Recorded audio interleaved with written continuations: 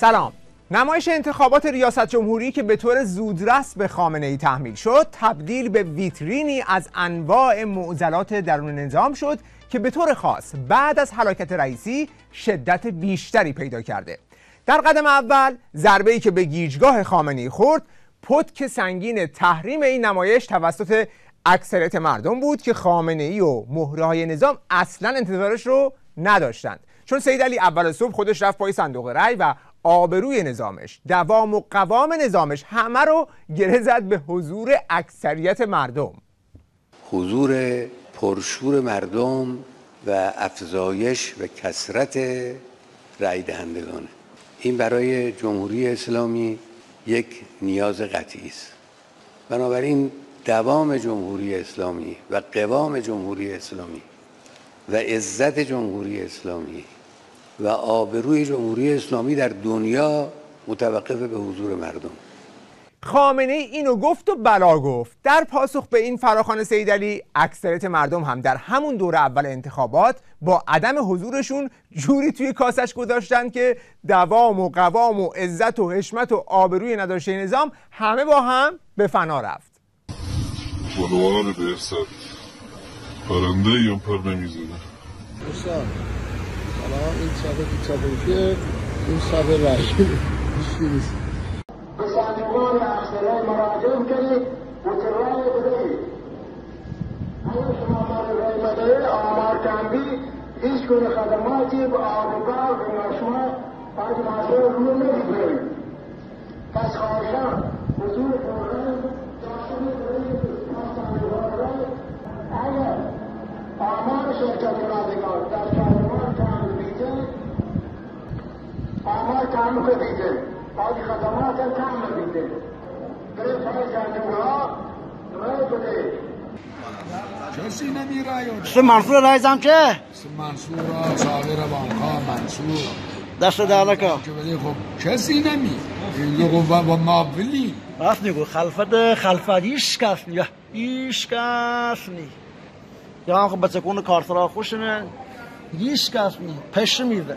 اوضاع کسادی شعبه‌های رأی‌ریزی اونقدر درام بود که داد مهرهای اصلاحاتچی رو هم در آورد. همونایی که فکر می‌کردن با آوردن خاتمی و ظریف و روحانی میتونن یهویی تنور یخزده انتخابات رو روشن کنند، از دیدن شعبه‌های متروکه خالی بیشتر از همه تو ذوقشون خورد و توی توییت‌هاشون به این فاجعه اذعان کردند.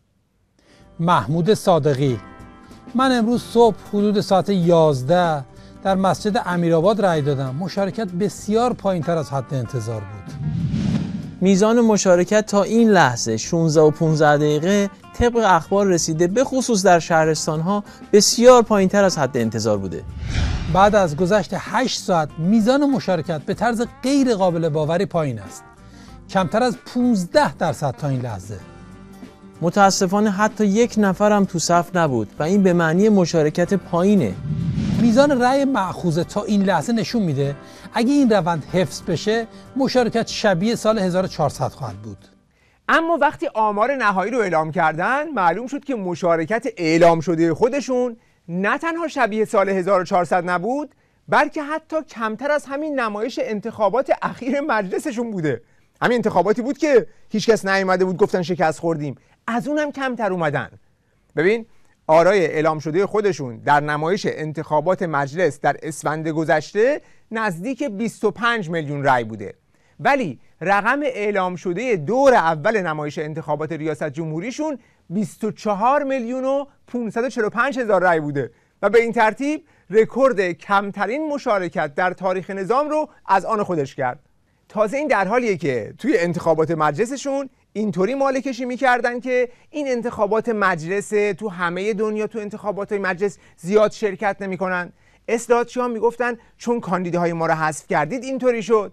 اما این دور هم انتخابات ریاست جمهوریشون بود، هم اصلاحاتچی‌ها با تمام قوا اومدن توی میدون. ادا اطواری نبود که ظریف برای تبلیغ پزشکیان در نیاورده باشه. هیهات من نرجای دبش، هیهات من نرجای دبش. دروغ میگویید اگر میگویید طرفدار شهید رئیسی هستید. دروغ میگویید اگر میگویید طرفدار شهید امیرآقایی هستید. دوستان دعوا نکنید. نشون بدن، بذارید نشون بدن مخالف رهبری‌ام. و این کنندگان فراموش شدند و به زبان‌دار تاریخ.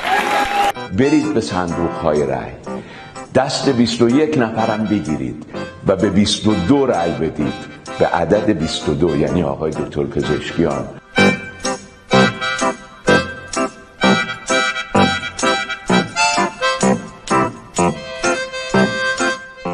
به خاطر همه این فیلم بازی ها و شکلک در آوردن های ظریف بود که توی مجازی براش این کلیپ رو گذاشتن، گفتن طوری که ظریف برای پزشکیان تبلیغ میکرد.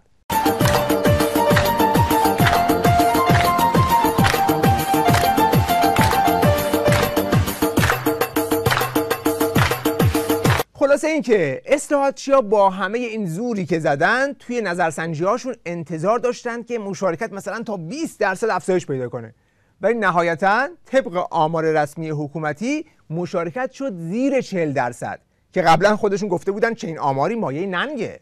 ننگ است برای یک ملتی مثل بعضی از این ملت‌هایی که می‌بینید شما با همه باد و بروتی که دارن در انتخابات ریاست جمهوریشون 35%، 40% حائزین شرایط شرکت میکنن. ننگ برای اونا. پیداست مردم به نظام سیاسیشون نه اعتماد دارن، نه اعتنا دارن، نه امید دارن. مصاحبه کرده بودن با بعضی از شهروندان آمریکایی قبل از همین انتخابات اخیرشون. به کی رأی میدید؟ گفته بودن چه فایده، چه فرقی میکنه؟ به هیچ. همینجوری هم شد. البته مصاحبه با شهروندانم ایده خوبی بود که گفتی، چون در این مدت با شهروندان ایرانی زیاد مصاحبه کردند که نتیجهش این شد. کدوم نامزد انتخاباتی رأی شماست؟ هیچ کدوم نمیشناسم، هیچ کدومم رأی نمیدم. دلیلش چیه؟ دلیلش اینه که 10 سال از جوونی ما رفت، به خاطر اینکه هر کی ما در وعده داد بهش عمل نکرد. اصلا نمیدونم کیا هستن. یعنی اصلا بعد اهمیت نداره؟ نه متاسفانه. دلیلش چیه؟ کسی بیاد چه نیاد هیچ تفاوتی نمیکنه، همیشه همینجوری میمونه. من واقعا چیزی خبر ندارم کیا نامزد شدن، چون با توجه به سوابقی که دارن توی چند سال اخیر هر کس که رفته اومده زیاد فرقی تو شرایط کشور نکرد. از بس دروغ شنیدیم ما دیگه رأی نمیدیم. از بس دروغ شنیدیم ما دیگه رأی نمیدیم. پزشکیان و جلیلی و امثالهم، اما به اسم اصلاح طلب، نه اصلاح طلب نمیگن، نه فرصت طلبن. تازه آمار رسمی 40% که اعلام کردن بیشترین چیزیه که میتونستن بسازن، چون مشاهدات میدانی ستاد اجتماعی مجاهدین در داخل کشور با سند و مدرک از بیش از 14,000 شعبه رقم 12% مشارکت رو توی این نمایش به ثبت رسوند. یعنی 88% واجدین رأی دادن این نمایش انتخابات رو تحریم کردند. بعد از چند روز هم یه هشتگی به اسم زبدرسه ترند شد که به این معنی بود که ملت در آوردن آمار رسمی نهایی اعلام شده برای همه کاندیداها به طور اتفاقی مضرب 3 بوده. این هم مدتی موضوع بحث‌های مجازی بود که این آمار رسمی رو برای پوشوندن آبروریزی تحریم زبدرسه کردند و اگر این آمار رسمی رو هم دوباره تقسیم بر 3 کنیم از اون 40% میرسیم باز به همون مشارکت نزدیک 12-13%. همه آرای کاندیداها مضرب 3.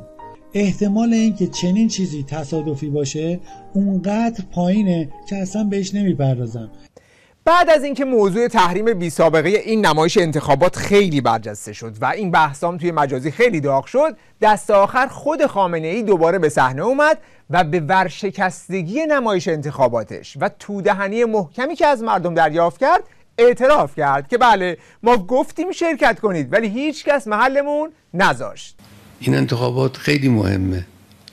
قبلا هم ما گفتیم، البته در مرحله اول انتخابات مشارکت مردم اونچنان که انسان توقع داشت نبود، کمتر از اون مقداری بود که توقع داشتیم و حدس زده میشد.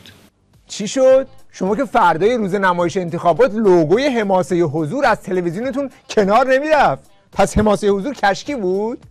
بعد از 4 روز تازه نتیجه شمارش آرا به گوشت رسیده؟ یعنی اینقدر تحریم گسترده نمایش انتخاباتشون عیان و بارز بوده و اینقدر توی اذهان مهره‌های نظام و بسیجی‌ها سنگینی می‌کرده که خود سیدعلی مجبور شد بیاد توی میدون و برای جلوگیری از ریزش بیشتر بهشون دلداری بده که آره تحریم شدیم، سیری هم خوردیم ولی اینا با ما مخالف نیستن. اگر کسی تصور کنه که این عده‌ای که رأی ندادن به خاطر این بود که با نظام مخالف بودن سخت در اشتباهه. این برداشت، این فهم 100% اشتباهه. این اشتباهه؟ آخه 2 تا 4 تاست. تو که ولی فقیه باشی اومدی التماس کردی که مردم تو رو خدا بیاید رأی بدید وگرنه آبروی نظامم میره. اکثریت ملت نیومدن. اگر این مخالفت با شخص ولی فقیه نیست پس چیست؟ لکن اینی که ما هر کسی رأی نداد رو ملحق به اینا بکنیم این خیلی خطای بزرگی است. نه، مشکل داره، گرفتاری داره، کار داره، حوصله نداره، وقت نمیکنه، انواع و اقسام موانع برای این کار وجود داره. کار از اون لحاظ آره میخواستم برن شمال، تفریح، پارک، مهمونی، دیگه نتونستم بیان رأی بدن، ولی اصلا مخالف نظام نیستن اصلا. فقط مطمئنی که قبلا نظرت چیز دیگه نبود؟ در مورد کسانی که رأی نمیدن قبلا چیز دیگه نگفته بودی؟ چون عدم حضور مردم در انتخابات طبعا فاصله گیری مردم از نظام جمهوری اسلامی است.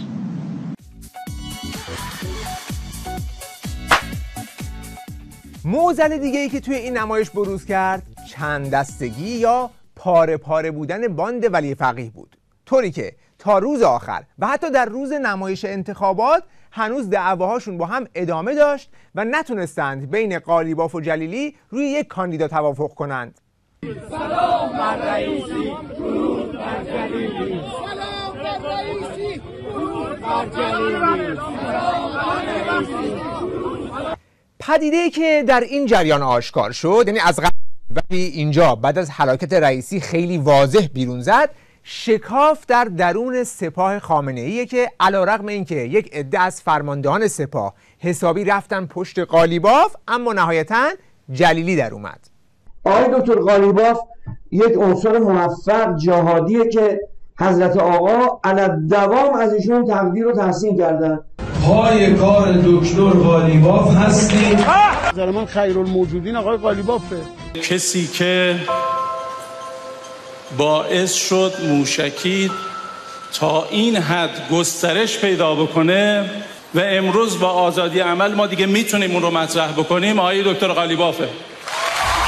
نیاز هست که مدیران قوی، جهادی، انقلابی و کسایی که امتحان پس دادن، یعنی کسی که ستادی باشه و نمیدونم کار اجرایی نکرده باشه، حالا یه هندونه در بسته باشه، حالا امتحانش بکنیم، در بالاترین سطح اجرایی کشور یعنی قوه مجریه اصلا جای سر خطا نیست. جالبتر این که حتی بعد از اینکه قالیباف حذف شد و خودش هم بیانیه داد که برید به جلیلی رأی بدید، باز هنوز توی باند خودش یه سری گفتن ما میخوایم به پزشکیان رأی بدیم. یعنی وضعیه گروهی تندرو نیروهای بیکارشون رو ساماندهی کرده بودند که زیر پوستی کار کرده بودند، هم آقای قالیباف رو تخریب کرده بودند. این جریان، این گروه در واقع با آقای قالیباف از پشت خنجر زدن. جریان تندرو با آقای قالیباف از پشت خنجر زدن. با توجه به این ظلمی که در حق آقای قالیباف شد، ما خب دوستان رو نظرسنجی کردیم. ما حدود 313 تا ستاد تشکیل داده بودم برای جناب آقای قالیباف و 500 تا حکم زده بودم. من دیروز از همه اینها نظرخواهی کردم. گفتم خودم تصمیم نگیرم، دلم با پزشکیان بود ولی خواستم نظر اینها رو بدونم. دیدم قاطبه اونهایی که با قالیباف همکاری کردن، چه اونهایی که با جهادگران بودن چه در ستادهای دیگه، دلشون با پزشکیانه. ما به اینها فراخوان زدیم. من از همینجا از این عزیزان دعوت میکنم که ما اعلام حمایت میکنیم از جنابای پزشکیان در این شرایطی از کشور. بعد از همین که مثلا تبلیغاتچی قالیباف بوده، سوال میکنن که مگه خود قالیباف بیانی نداد که بریم به جلیلی رأی بدید؟ پس چرا شما میگید پزشکیان؟ که اونم استدلال داره که قالیباف اون بیانیه رو زیر فشار داده، وگرنه ته دلش پزشکیانه. من این رو با اطمینان به شما عرض کنم. جناب آقای قالیباف، من مطمئن هستم دلشون با جناب پزشکیان هست. تحت فشارهای سیاسی و فشارهای جریانی این بیانیه را صادر کردن، از جناب آقای جلیلی حمایت کردن. قطعاً 80% از ستادهای آقای دکتر قالیباف در انتخابات مرحله دوم از آقای پزشکیان حمایت خواهند کرد. من این رو با اطمینان میگم. خلاصه اینکه در جریان این نمایش اوضاع باند خامنه اینقدر خرط و خر شده که ظاهرا خود خامنه اوراقش رو گم کرده، چون از این نمونه‌ها که از باند قالیباف از پزشکیان اعلام حمایت کردن کم نبودند. ولی یک دلیل قاطی پاتی شدن افراد این باند و اون باند نظام با هم اینه که دعوای اینا در اساس بر سر سهم‌خواهی از قدرت و ثروته، وگرنه در جنایت و چپاول خیلی با هم فرقی ندارن و یکی از یکی جنایتکارتره. مثلا همین پزشکیان که امروز قیافه اصلاحاتی گرفته، قبل از همه دار و دسته ها حجاب اجباری و کودتای فرهنگی رو تو شهر خودشون رو انداخته.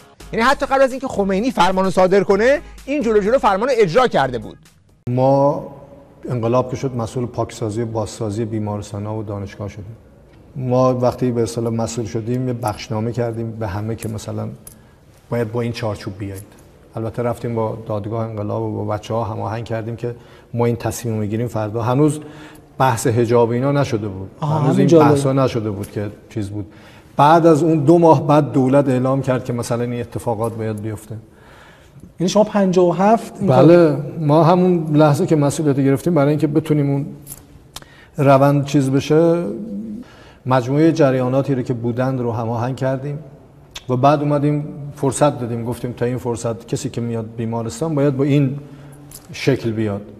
خب یه سری اعتراض کردن، گفتن اینجوریه و اینا. چارچوب اون چیزایی که مثلا گذاشته بودین که مثلا با چه مشخصاتی بیان، یادتونه گفته بودیم مثلا با چه مشخصاتی بیان داخل دانشگاه و علاوه ظاهری مثلا بله، بالاخره شلوار باید سرشون رو روسری میگرفتن، لباس آستین بلند باید میپوشیدن، یعنی کاملا یه حجاب و مانتو داشتیم باید. نه بعد ما هنوز حجاب قانون نشده، شما میاد براش ما گفتیم باید این کارو بکنید و اجرا هم کردیم. بعد از 10 روز دیگه همه، حتی انقلاب فرهنگی دانشکده ما شروع شد. یعنی ما دانشگاه رو بستیم و بعد حضرت امام پیام داد و دانشگاه ها بسته شدن. بله، هم در اجرای حجاب اجباری خیلی فعال بوده، هم در بستن دانشگاه ها و اون پروژه کودتای فرهنگی خمینی بود که 3 سال دانشگاه رو بستن. یکی از شروع کننده هاش این بوده. امروز هم هنوز همون آدمه، هیچ فرقی در مواضعش نکرده. مثلا در مورد فیلترینگ هم عین همون سیاست های سرکوبگرانه فعلی رو میخواد اجرا کنه. میگه که هر وقت اوضاع نظام قاراش میشد، دستش میره روی دکمه و صدای مردم ایران رو سانسور میکنه. و اینکه چگونه در تمام دنیا در مواقع خاص محدودیت‌های دارن، اینجوری نیست نده. ولی اینکه ما اون موقع رو بگیریم الان که هیچ مسئله نیست، فیلترینگ بذاریم برای مردم و پشت سرش مردم برن یه دکون درست کنن فیلتر شکن بخرن، بیشتر از اینترنت دارن پول. پس شما با یک فیلترینگ کنترل شده در مواقع بحرانی مثل همه دنیا تازه این فیلتر شکن ها بیشتر از خود اینترنت مردم دارن پول فیلتر شکن میدن. اینا کی این پولا رو میخورن؟ به کی دارن این پولا رو میدن؟ چرا مالیات هم نمیدن؟ خب تحت نظارت دولت باشه که هم مالیات میده، هم پولشو میده، هم تو میتونی نظارت کنی، هر وقت هم دلت خواد میتونی قطعش بکنی در مواقعی که حالا مسائل امنیتی یا هر چیزی کرد. پس خیلی علنی و رو داره میگه که فیلتر خواهیم کرد، فقط با این تفاوت که بازار فیلتر شکن هم دست خودمون باشه. دیگه نرن یه سری دیگه با فیلتر شکن پول در بیارن.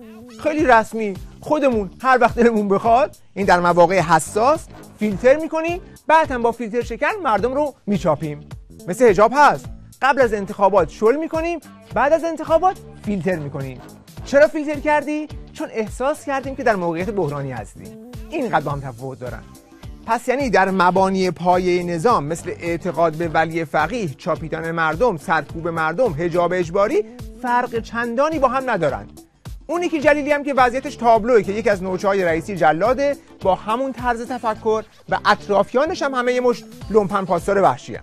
رئیس ستاد انتخاباتی جلیلی ظریف و پزشکیان را دورریزها و پسماندهای جبهه کفر نامیده را هم نیز باید در راستای همین نگاه ارزیابی کرد. رقیب ما جبهه کفر، جبهه استعمار و استکباره. برخی از این افراد در داخل کشور ما دورریزها و پسماندها و امتداد کمرنگ اون جبهه هستند. جلیلی در اظهار نظر دیگری در مورد حجاب تاکید کرد که قانون حجاب باید اجرا شود. چه حجاب باشد، چه موضوع دیگر باشد، قوانین راهنمایی رانندگی باشد، یه قانونی داره. قانون نباید تابع سلیقه ها باشه. یکی از حامیان پراپاگورس جلیلی امیرحسین بانکیپور نماینده مجلس است، همان کسی که بارها به دفاع از لایحه حجاب پرداخته و از جریمه 3 میلیون تومانی بانوان در این طرح حمایت کرده است. یعنی در دوربین که دیده میشه یا تو فضای مجازی که دیده میشه این جریمه انجام میشه. بی دلیل نیست که جلیلی هر وقت میخواد جست پوپولیستی بگیره و بره تو بین مردم با این واکنش‌ها روبرو میشه.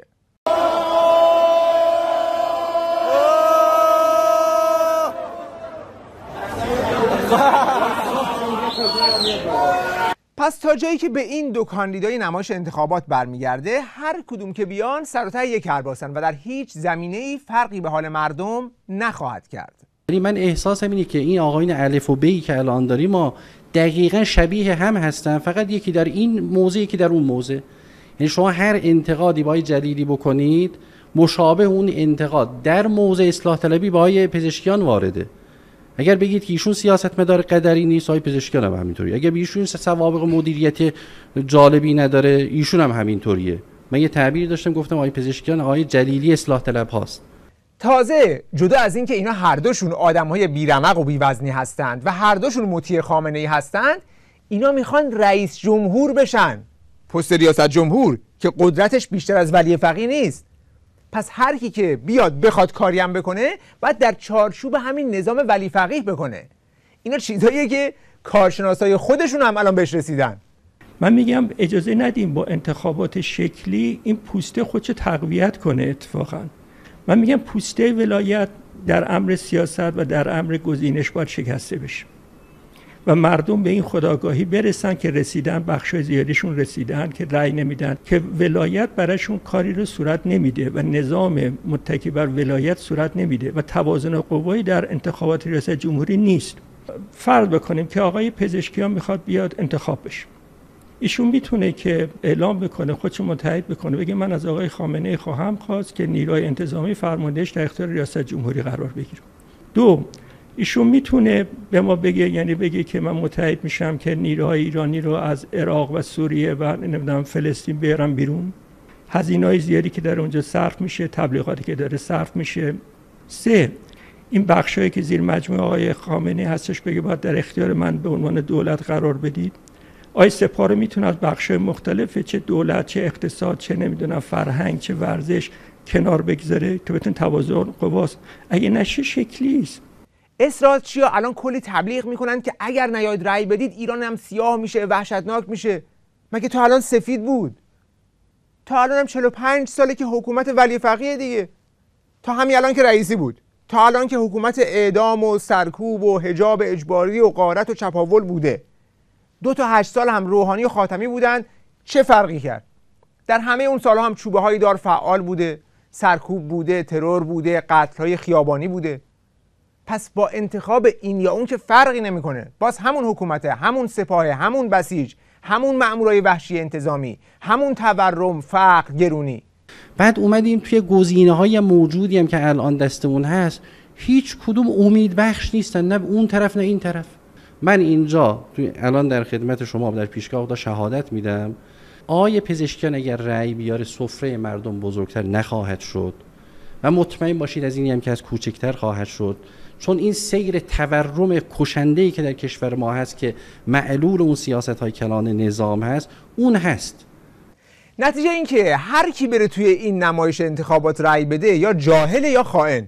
چون الان با مهندسی آرایی که در دور اول کردن که هر دو تا کاندید نزدیک هم هستند، خامنه‌ای میتونه به سادگی در دور دوم با یک تقلب باورپذیر کاندید مورد نظرش رو به اکثریت بالای 50% برسونه و صدای هیچ کس هم در نخواهد اومد. همونایی که الان دارن رای گردن باد میکنن و برای این اون تبلیغ میکنن، قشنگ سرشون میدادن پایین، هیچ صدایی ازشون در نمیاد. و فقط باز اونهایی که این وسط بازی خوردن و رفتن رای دادن سرخورده میشن و هشتگ پشیمانم میزنن. چون خیلی واضحه که رای دادن به این نظام جز تقویت نیروی سرکوب این ملت تأثیر دیگه‌ای نداره. حضور مردم پر کردن خشاب نیروهای مسلحه، پر کردن مشت نیروهای مسلحه و اینها امنیت‌زا هست. اینو غفلت نکنن و بیان، حالا به هر کسی، به هر گروهی، به هر فردی که دوست دارن رأی بدن. عزیزانی که هنوز تردید دارن، اونایی که هنوز تصمیم نگرفتن، خواهش میکنم که بیان پای صندوق‌های رأی. از اون طرف بیشترین چیزی که حال بسیجی‌ها و سپاهی‌ها رو میگیره و اونها رو به ریزش و سرخوردگی میکشونه، کوبیدن محکمتر پتک تحریم روی صندوق‌های رأی این نمایش انتخاباته. وقتی ببینن که توی هر نمایش انتخابات آمار شرکت کنندگان کمتر میشه و آمار تحریمی ها بیشتر میشه، گوشی دستشون میاد که این نظام چقدر وضعش دلنگونه. اگه 37 میلیون به هر دلیلی رأی ندادن و 20 و چند میلیون رأی دادن که من با این رأی‌ها میگم خیلی اعتقاد ندارم، باید در جهت تقویت این بکوشیم. ولی وقتی که رأی ندیم، بقیده من این رأی ندادن ترس زیادی رو در حاکمیت ایجاد میکنه، ترسی که سزاشون هم هست. سوم، خود نیروهای حاکمیت دچار ریزش میشن، یعنی فروریزش در واقع امر ولایی در پوسته سیاسی به خاطر ناکارآمدیش و به خاطر خصلت‌های خود آقای خامنه‌ای و غیره هم که وجود داره. یعنی این ما اجازه به این کارا بدیم. بله، با همین میزان تحریمی که در نمایش‌های انتخابات گذشته صورت گرفت، امروز کارشناسای ریزشی حکومتی هم به همون نتیجه‌ای رسیدند که مقاومت ایران از 4 دهه پیش داره میگه که چاره کار فقط در قیام و شورشه و نظام هم داره به مسیری میره که چنین سرنوشتی در انتظارشه. تاریخ نشون داده که آخر سر ملت ها برنده میشن. مگه محمد رضا باورش میشد که ملتی که مثلا فرض کنید تو اون شرایط بودن بتونه کسی رو که ژاندارم منطقه از آمریکا پشتش هست، ساواک رو داره، ارتش قوی داره، بتونه ملت پا برهنه بیاد اینجوری لوله کنه و بعد مثلا دورش بندازه؟ یعنی اصلا به مخیلش میگنجید؟ ما قدرت ملت رو دست کم میگیریم. 60% برای اولین بار در تاریخ انقلاب اسلامی اومدن گفتن نه، یعنی هم به اصلاح طلبها نگفتن، هم به اصولگرا، هم به حاکمیت. با حاکمیت الان خیلی مجبور محتاطانه رفتار بکنه و الان اتفاق خیلی از این میترسه که خیزش ملی ایجاد بشه. ببینید و الان این حرکت منفی این پالس رو به حاکمیت داد که دیگه قدم بعدی خیابان هست. اگر میخوای کار به خیابان نکشد باید تن به تغییر بدی. این نکته کلیدیه. این که آقای دکتر فرماید پس چی؟ یعنی این پیام این 60% این بود که قدم بعدی من دیگه تو خیابان باهات حرف میزنم.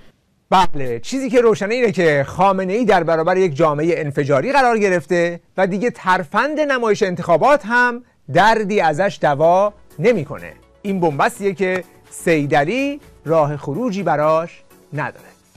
وقت بخیر و بدرود.